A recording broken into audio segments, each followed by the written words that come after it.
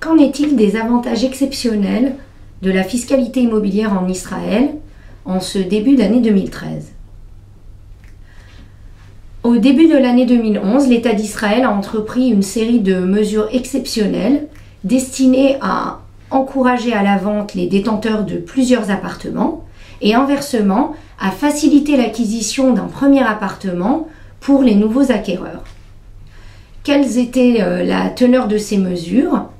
Eh bien, tout simplement, lorsque vous acquérez un bien en Israël, vous êtes soumis à une taxe d'acquisition. Eh bien, dans le cas de l'acquéreur d'un appartement unique, cette taxe d'acquisition a considérablement baissé, alors qu'inversement, si vous possédez déjà des biens immobiliers en Israël, acquérir un bien supplémentaire vous soumet à une taxe d'acquisition bien supérieure d'un montant graduel qui peut atteindre 7%. Voilà pour les acquéreurs.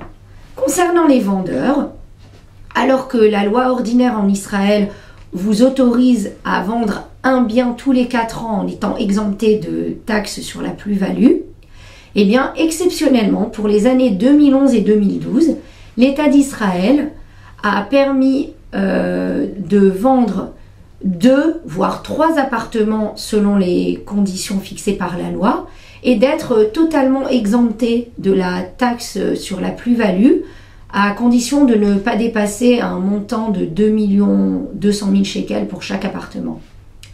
Eh bien, sachez que ces avantages exceptionnels, bien que rien n'ait été voté ou publié officiellement au jour d'aujourd'hui, sont prolongés jusqu'au mois de mai par un accord tacite de l'administration fiscale. En conclusion, il est fortement recommandé, si vous possédez plusieurs appartements, de les vendre aujourd'hui jusqu'au mois de mai.